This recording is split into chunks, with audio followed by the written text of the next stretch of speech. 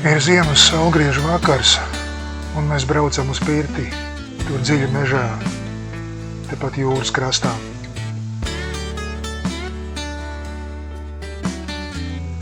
Mums ar pateicību jāatvadās no uguns stihijas, kur iet atpūsties līdz vasaras saulgriežiem.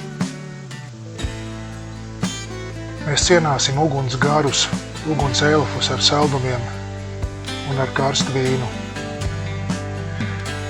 Man darbā uz svētkiem iedeva lielu saldumu turzu, un man radās tāda muļķīga doma atlasīt daļu veselībai nekaitīgākās konfektes un saldumus sev, bet sieva teica, ka dosim ugunī visu.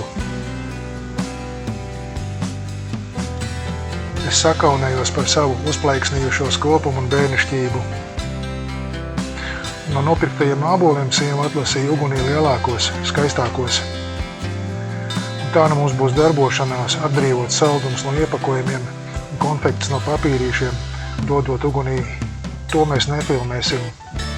Rituāls šoreiz paliks tikai mūsu. Kaut kas no pirts pazibēs, sanāks tāda kā Sļohkim pāram. Sieva dedzinās savu lāpu, vēl šis tas varbūt būs redzams. Tūlīt ceļš kļūs neizbraucamāks, tāpēc beigšu stāstīt.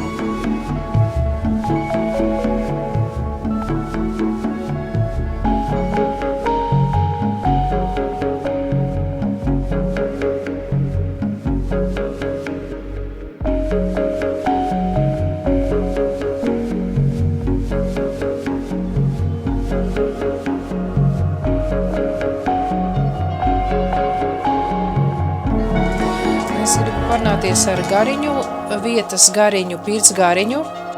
Jā, viņš ir ļoti priecīgs mūs te redzēt, un viņš saka, ka viņš ir priecīgs atkal mūs te redzēt, jo mēs te ne pirmo reizi jau esam. Interesanti.